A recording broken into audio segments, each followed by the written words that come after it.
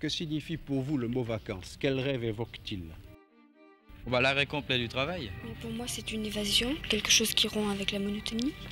Enfin, les vacances avec un grand V comme on les voit habituellement, quoi. Le touriste veut tout voir, tout savoir. Ça ne nous aura pas échappé, nous n'avons jamais autant voyagé. Et il est de taille, le tourisme est à lui seul responsable de 8% des émissions de gaz à effet de serre dans le monde. Nous montrons ce que tous les étrangers s'attendent à voir. Des riverains excédés, des visiteurs mécontents et des écosystèmes de plus en plus fragilisés. On entend parler de tourisme durable, mais qu'est-ce que ça veut dire concrètement? Ce tourisme-là, c'est pas drôle, c'est contraignant, faut aller à l'autre bout du monde, c'est cher, on s'ennuie. Comment sauver nos vacances sans ruiner la planète?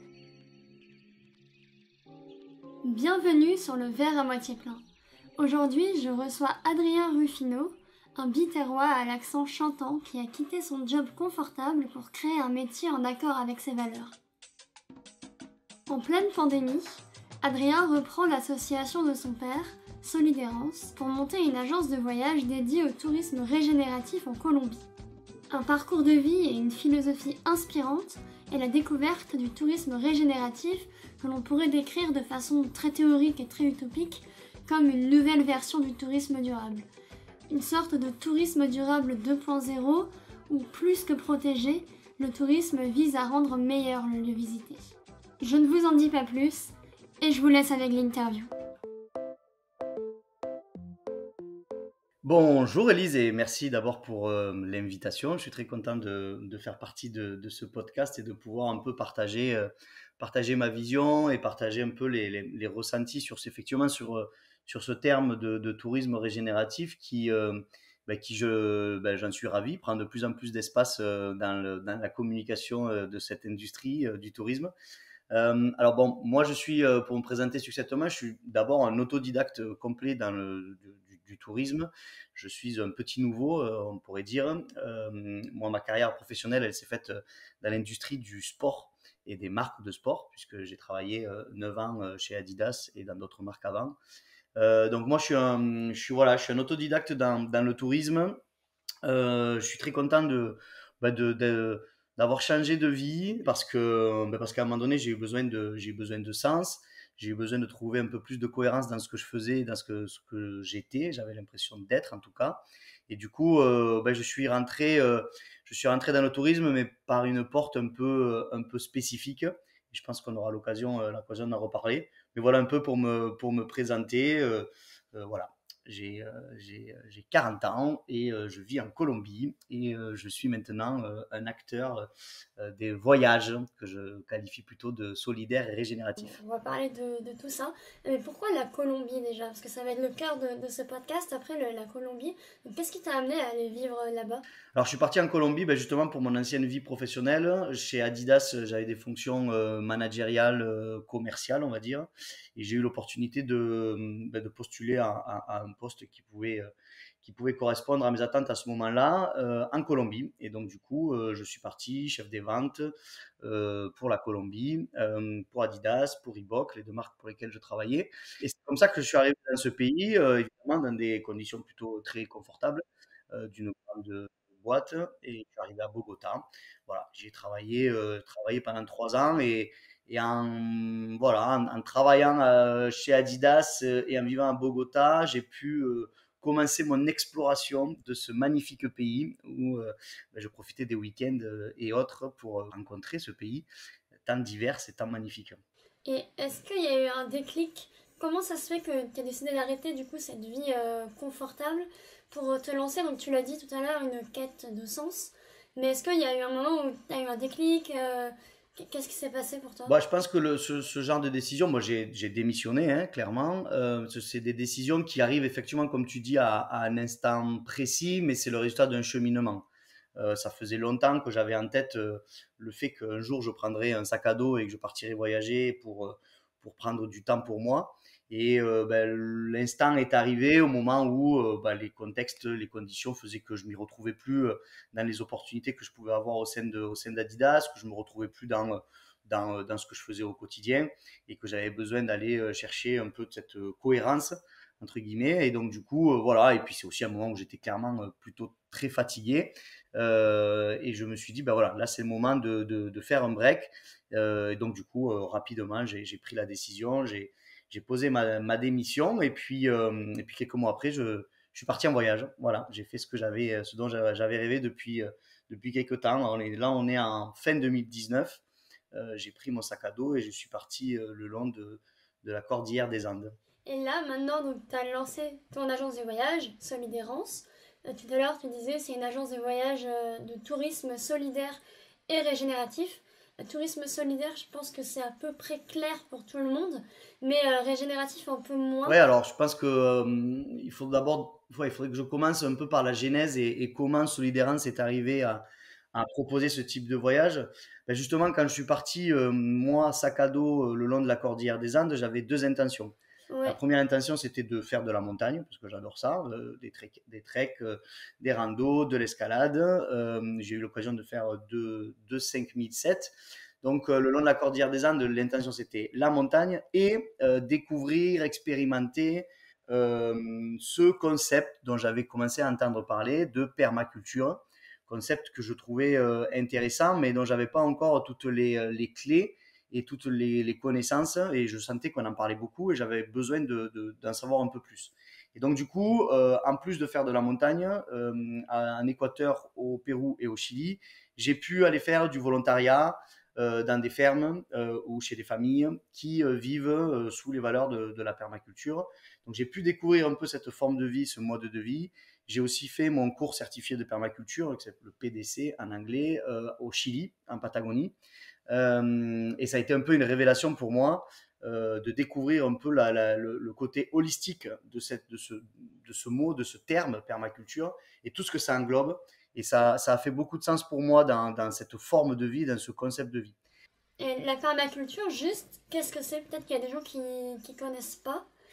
Alors encore une fois, moi je suis pas ni un expert ni un scientifique, c'est juste un peu ma sensibilité et mon expérience. En fait, la permaculture, elle est basée sur trois valeurs. La permaculture, c'est d'abord prendre soin de la terre, c'est prendre soin des hommes et prendre soin des gens, et c'est établir des limites pour une répartition équitable de tout, des résultats, du temps, des produits, de l'argent et autres.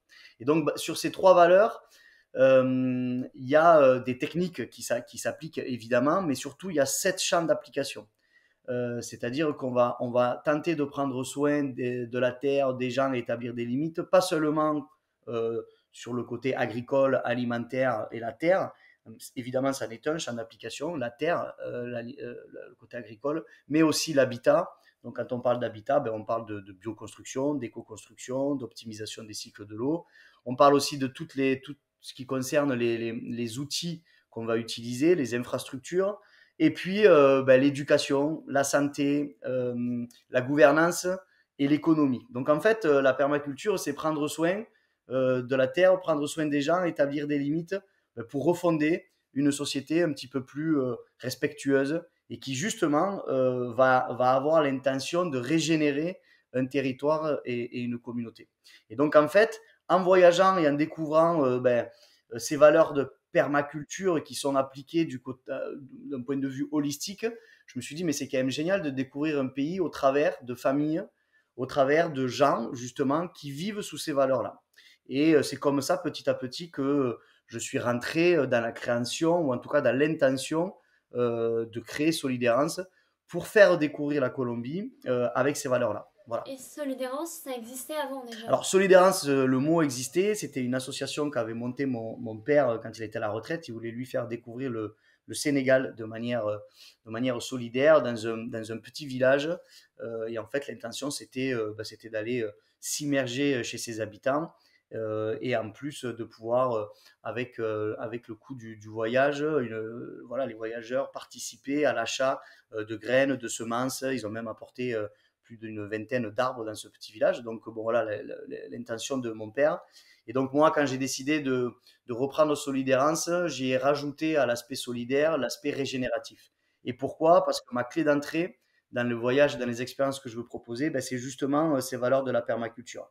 Et en fait, on se rend compte que, in fine, l'intention d'une vie permacole, c'est de se régénérer. C'est de régénérer sa communauté, c'est de régénérer son territoire. Et donc, voilà, c'est comme ça que j'ai fait le lien entre les voyages solidaires et les voyages régénératifs, parce que les expériences que je propose, c'est justement chez des familles qui, au quotidien, tentent, souhaitent ou font tout pour régénérer leur territoire et leur communauté. Et donc, le tourisme régénératif, l'idée, c'est que au départ des touristes, le lieu soit dans un meilleur état qu'à leur arrivée. C'est un peu ça, si on devait résumer. Ouais, alors ça, c'est une définition qui a été donnée en 2019 par Anna Pollock, qui est un peu une des premières théoriciennes, académiciennes sur le sujet.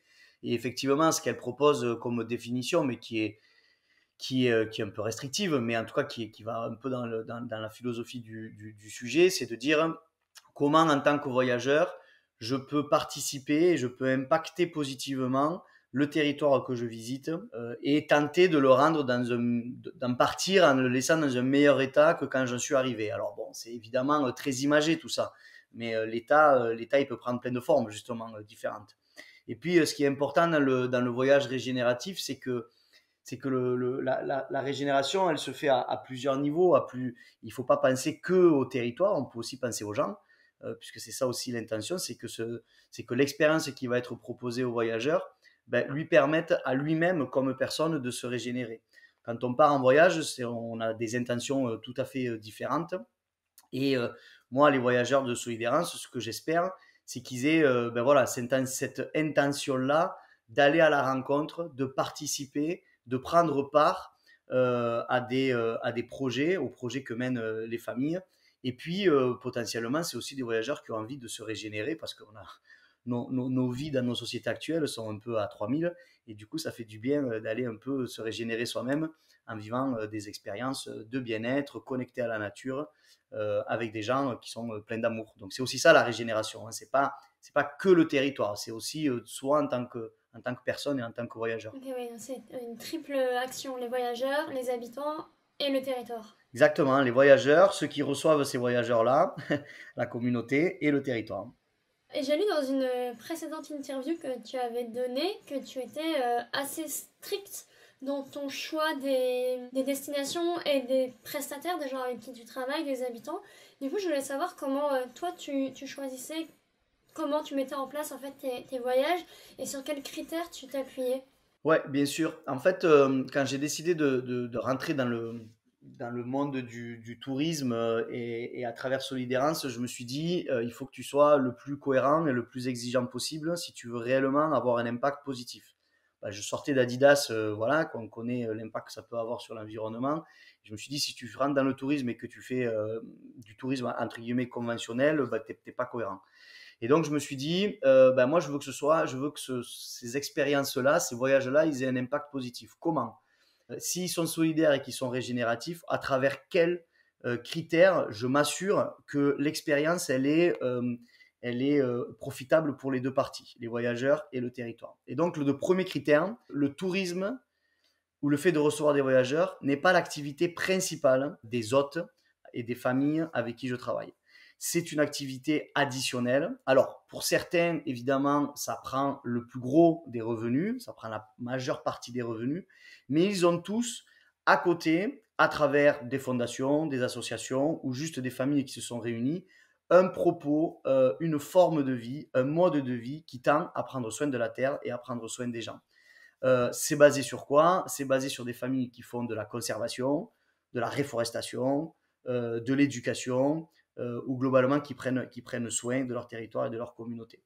Et donc du coup, je suis allé chercher des familles qui, au-delà de recevoir des voyageurs et de générer des revenus additionnels, avaient un vrai propos et un mode de vie qui tend à ça. Donc le premier critère, c'est le tourisme n'est pas l'activité principale. Le deuxième critère, et c'est en ça d'ailleurs que le voyageur est solidaire, puisqu'il participe et il génère des revenus additionnels.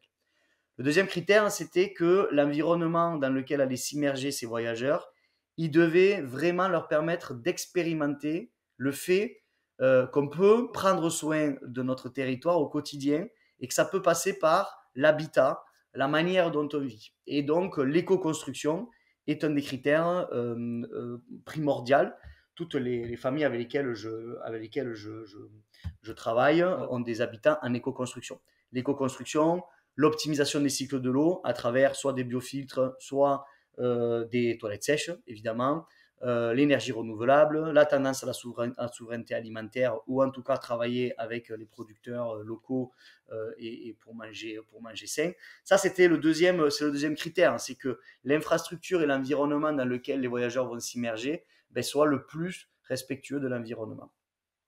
Le troisième critère, hyper important aussi, c'est que ces familles aient la capacité et l'intention de recevoir des voyageurs, de partager avec eux leur quotidien, de partager leurs connaissances et leurs compétences. Et ça, c'était hyper important. Moi, je ne suis pas là pour obliger qui que ce soit de faire du tourisme, évidemment. Et donc, il fallait que je m'assure aussi que ces gens-là puissent, à travers d'ateliers, à travers de cours, à travers de moments de partage, puissent partager ses connaissances et ses compétences. Et puis, ça c'était donc le troisième critère. Le quatrième critère, j'ai monté une agence de voyage en plein Covid. Donc, évidemment, quatrième critère, respect des règles sanitaires en vigueur. Mais au-delà de ça, c'est un lieu qui génère du bien-être. Et donc, avec ces 4 critères, j'ai pris mon petit bâton de pèlerin. Je suis reparti au travers de la Colombie avec mon petit réseau de permaculture, on va dire. Et j'ai rencontré les premières familles à qui j'ai présenté le projet et qui, de famille en famille, m'ont validé l'intention et m'ont amené vers d'autres familles. Donc, j'ai passé 3 mois à la rencontre de ces gens qui ont été 3 mois absolument incroyables et qui ont un peu changé ma vie. Donc, voilà ce qui concerne les critères. Ce qui m'intéressait aussi de savoir, c'était la partie terrain, parce que du coup, je me demandais comment tu avais fait pour rencontrer toutes ces personnes. Et donc en fait c'est un gros travail sur le terrain que tu dois faire. En fait oui, c'est en 2021 quand j'ai pris la décision de démarrer avec Solidérance et que je m'étais écrit mes critères. Et ça c'est important, c'est-à-dire que d'abord j'ai écrit les critères et ensuite je suis allé à la rencontre de ces familles pour essayer de ne pas tomber dans les facilités. Donc oui, j'ai pris mon petit bâton de pèlerin et puis j'ai passé 3 mois à reparcourir la Colombie à la rencontre de ces gens. J'ai vécu les expériences avec eux. Avec certains, j'ai passé plus de 10 jours parce que j'étais tellement bien que je ne voulais pas en partir.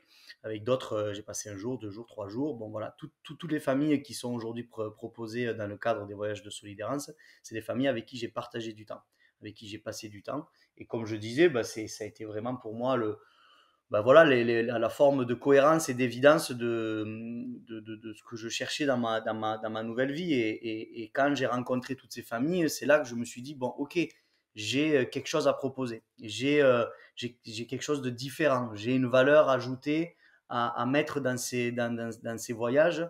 Et pour ceux qui ont envie de venir découvrir la Colombie, je peux leur proposer quelque chose de différent. Et ils repartiront, j'espère, régénérés et impactés positivement. Ouais. Je me demandais aussi ce qui était le plus difficile pour toi dans la conception de ces séjours solidaires et régénératifs. En fait, ce qui est compliqué potentiellement, surtout, c'est de m'assurer que les attentes entre les voyageurs et ce que je leur propose soient les plus alignées. C'est-à-dire, comme on est sur des voyages assez spécifiques, pour pas générer de frustration, il faut qu'on soit bien aligné sur ce que les voyageurs vont vivre chez ces familles. Même quand, il faut dire, les conditions sont un peu rustiques, voilà ce qui va se passer, voilà où vous allez dormir, voilà ce que vous allez faire, vous allez vivre ça, vous allez avoir telle et telle activité, voilà l'environnement, pour s'assurer, encore une fois, de ne pas générer trop d'attentes ou de pas assez d'attentes et d'aligner vraiment ça pour ne pas générer de frustration. Ça, c'est un peu le sujet. Évidemment, le cas est arrivé où une voyageuse est arrivée dans une famille. Je pense qu'elle n'avait pas elle n'avait pas évalué l'environnement dans lequel elle allait s'immerger. Certainement que je n'ai pas assez expliqué aussi. Et donc, du coup, les 2 premiers jours, ça a été un petit peu dur parce que oui, on peut se doucher à l'eau froide. Oui, il pleut parce qu'on est dans une zone tropicale. Et voilà, donc les conditions étaient un peu plus rustiques que celles auxquelles elle s'attendait. Et ça a un peu généré de la déception. Alors voilà, quand les voyageurs payent une prestation, ils ont envie d'avoir à la hauteur de ce qu'ils attendaient, évidemment.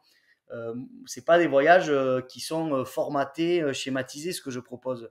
Tous les voyages sont différents, les expériences sont différentes parce que les familles vivent des moments différents de leur vie et ont voilà, des choses à faire. C'est sûr que quand on prend une semaine au Club Med, a priori, on sait ce qu'on va avoir, quoi. Mais là, c'est pas tout à fait pareil. Donc, en fait, le sujet, c'est ça. C'est bien aligner les attentes des voyageurs avec les possibilités des familles et puis construire avec eux le voyage le plus cohérent, quoi. Et du coup, en parlant de ça, est-ce que là, tu peux nous donner un exemple d'un type de séjour qu'il est possible de faire, des activités qu'il est possible de faire, voilà, un séjour type que tu peux nous proposer? Bien sûr. Bah, le séjour type, d'abord, il faut qu'il soit minimum de 2 semaines. Ça passe par ça, idéalement 3 semaines. Et en gros, bon, la Colombie, c'est quand même un grand pays. Si on veut éviter de prendre plusieurs vols internes, parce que c'est aussi ça le sujet, ben, il faut se concentrer sur des zones. Donc, si on fait 2 semaines, je propose 2 zones, la région de Medellín et la région des Caraïbes, qui sont les zones un peu incontournables. Et si on fait 3 semaines, dans ce cas-là, on rajoute la zone cafetière. Et pourquoi je dis qu'on fait que 2 zones si on fait 2 semaines? Parce que ben, du coup, par définition, l'intention, c'est que les voyageurs passent au moins 3 nuits, 4 nuits chez les familles. Et donc, du coup, ben, on ne peut pas multiplier les familles. Donc, sur 2 semaines, en faisant Medellín, on passe une première nuit à Medellín pour que les gens, quand même, découvrent cette ville assez trépidante, quand même, qui est assez incroyable. Et ensuite, on va dans une famille, celle de chez Darien et Liumara, à 3 heures de Medellín, dans un petit village à San Rafael. Et là, on est dans une réserve naturelle, à 20 minutes à pied du dernier accès en voiture, chez une famille qui a passé leur vie à reforester. Et là c'est le même projet. Donc, on est dans des petits bijoux de cabanes au bord de la rivière, à 20 minutes au milieu de la montagne. Et on est entouré de personnes qui passent leur temps à reforester, à prendre soin. Alors, on peut faire des activités de yoga, de massage, de balade, de marche sensorielle, des cours ou des ateliers de bioconstruction et d'éco-construction et de réforestation. Et ensuite, une fois qu'on a vécu cette expérience assez impactante, on va dans les Caraïbes. On découvre la perle des Caraïbes, Carthagène. On passe une nuit. Je pense qu'une nuit, c'est suffisant. Et puis, on va s'immerger chez une famille, chez Margarita et Ever, à Isla Grande, qui, eux, ont une fondation qui travaille sur la réforestation des mangroves de l'île et sur un gros travail éducatif autour de la transmission de la culture afro-caribéenne. Et enfin, on peut terminer dans un village dans la Sierra Nevada de Santa Marta, donc à Santa Marta, là, une ville à côté, et où là, soit on s'immerge dans une communauté indigène à Roaca, soit on s'immerge chez une famille qui a monté une réserve naturelle et qui sont des petits artistes de l'éco-construction aussi. Et voilà, et on finit le voyage dans une réserve naturelle, dans des petites cabanes, et où on va aussi pouvoir faire du yoga, où on va pouvoir se balader dans la Sierra Nevada de Santa Marta. Voilà. Donc, l'idée, c'est de pouvoir varier les plaisirs entre mer, montagne. C'est de pouvoir varier les plaisirs dans les ateliers. Bien sûr, on a aussi des ateliers de cuisine, il ne faut pas oublier, puisque ça fait partie de la culture, la cuisine, évidemment. Voilà, donc on varie les plaisirs, on voyage lentement, on prend du temps pour soi, et on rencontre des familles qui ont des projets de vie assez fabuleux. Et à chaque fois, on essaye de faire un mélange entre les activités de bien-être pour nous et aider, entre guillemets, au travail que font ces familles. On découvre des activités quand ils vont planter ou quand ils vont travailler leur potager ou autre. On passe du temps avec eux. Voilà, c'est pas du travail, c'est juste un moment de partage et puis où on peut apprendre des choses. Récemment, j'ai des voyageurs qui m'ont dit pour la première fois, j'ai l'impression de rentrer de voyage en ayant réellement appris quelque chose. J'ai appris des choses nouvelles que je ne connaissais pas. Et c'est vrai que l'éco-construction, pour ça, c'est assez magique parce qu'on découvre des formes de vie différentes et ça donne quand même pas mal d'idées. Si je te demandais quels étaient les moments privilégiés que tu as pu vivre grâce à ces voyages-là, si tu devais m'en donner un ou deux, voilà, les premiers qui te viennent à l'esprit, ou même des retours de voyageurs, comme tu viens de nous dire là, ça peut être intéressant. Moi, je crois qu'il y a plusieurs moments, évidemment, mais il y a des moments qui sont très forts avec 2 groupes que j'ai pu j'ai pu amener chez Ati et Douinec, donc dans la communauté indigène. C'est une famille Arhuaca. Et voilà, des moments dans la cuisine, des moments de musique, des moments où les familles tissent le fil pour fabriquer leurs habits ou leurs mochillas. Voilà, la découverte de je récolte du coton dans l'arbre, j'en enlève les graines et je le nettoie, et avec ça je tisse du fil pour faire demain les habits. Enfin, c'est des moments qui sont assez forts en termes d'expérience qui sort du conventionnel, on va dire. Donc voilà, et puis en plus Ati et sa sœur Dwinek sont des gens sont des personnes fabuleuses qui ont tellement envie de parler de leur communauté, de leur vision, et voilà, là on passe des moments assez marquants, et c'est d'ailleurs ce qu'ont pu me donner comme retour les voyageurs et les voyageuses. Je te propose qu'on passe à la dernière partie de l'épisode. C'est un petit ajout de la saison 3, parce que du coup ça c'est le deuxième épisode de la saison 3, donc ça sortira en septembre. C'est la partie inspiration, recommandation. Ça peut rester dans vraiment le domaine du tourisme, mais tu peux t'éloigner un petit peu. Voilà, si tu peux nous dire tes sources d'inspiration au quotidien. Ça peut être des personnalités, des œuvres qui t'ont inspiré, des films, des livres, des séries. Voilà.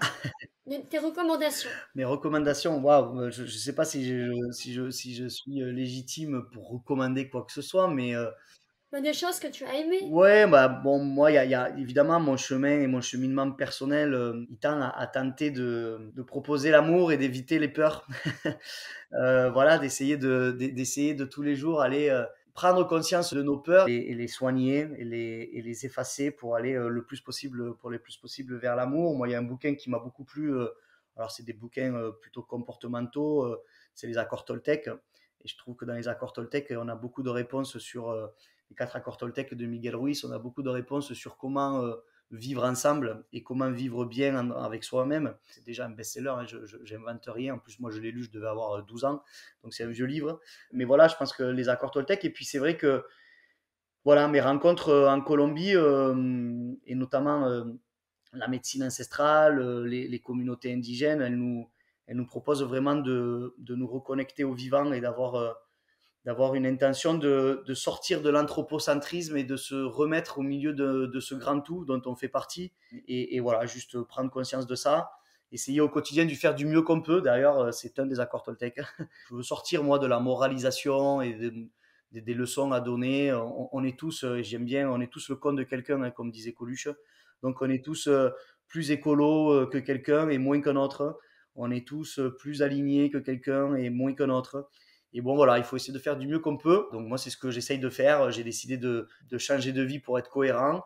Alors aujourd'hui, c'est pas une vie qui me donne les niveaux de confort ou de revenus économiques que je pouvais avoir quand j'étais chez Adidas.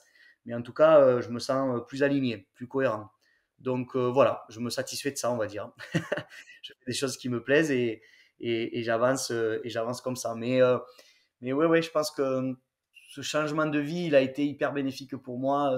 Et d'ailleurs, je me sens en bien meilleure santé sur certains sujets. Voilà. Et si tu avais un message, là c'est vraiment la question que je pose à chaque fois pour conclure, un message que tu aurais à faire passer aux auditeurs, voilà, le petit mot libre. Encore une fois, je ne pense pas avoir de message particulier à donner aux auditeurs. Si le sujet, c'est le tourisme régénératif, moi, je veux quand même ne pas me positionner comme un académicien ou un théoricien du tourisme régénératif. Je suis très content qu'on en parle aujourd'hui. Régénérer, c'est ramener à un état antérieur jugé supérieur. Voilà. Donc ça, c'est la définition du Larousse. Mais je pense que notre société, elle a besoin d'être régénérée sur plein de sujets, autant nous, hein, comme civilisation, que les différents territoires.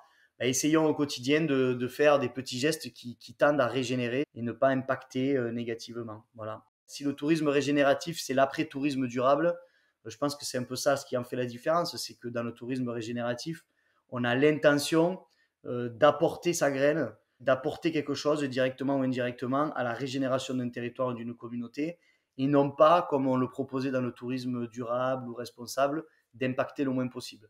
Et ce n'est qu'une question d'intention. parce que de toute façon, on impacte.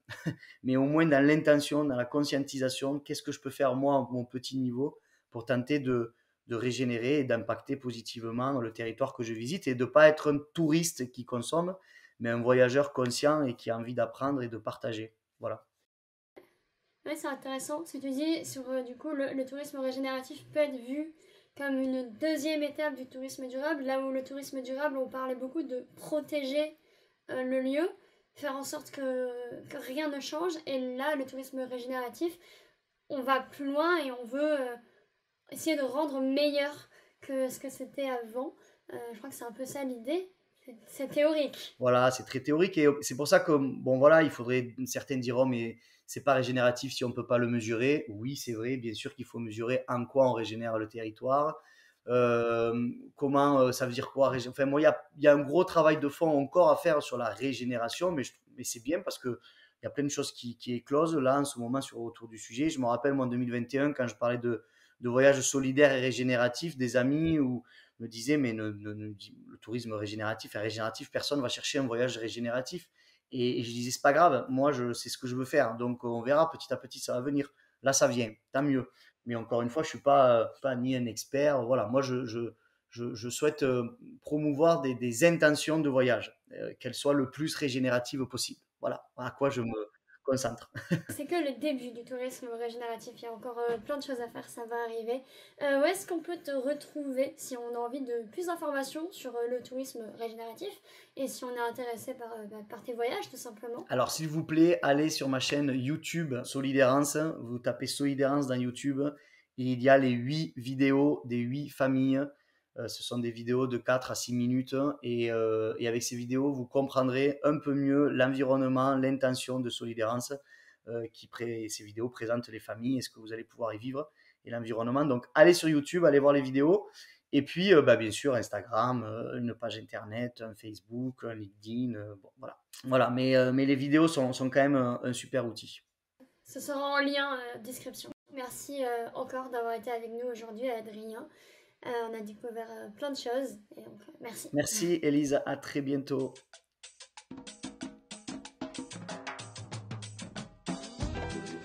C'est la fin de cet épisode du verre à moitié plein. Et si vous écoutez ce message, c'est que vous êtes resté jusqu'au bout. Alors merci. Si le podcast vous plaît, vous pouvez nous mettre 5 étoiles sur Apple Podcast ou Spotify et vous abonner. On a également un compte Instagram, podcast.vert, où nous vous partageons du contenu exclusif. Le lien se trouve dans la description. Vous pourrez aussi nous partager des idées de sujets que vous aimeriez que l'on aborde. Alors, à dans 2 semaines pour un nouvel épisode, et d'ici là, n'oubliez pas de voir le verre à moitié plein.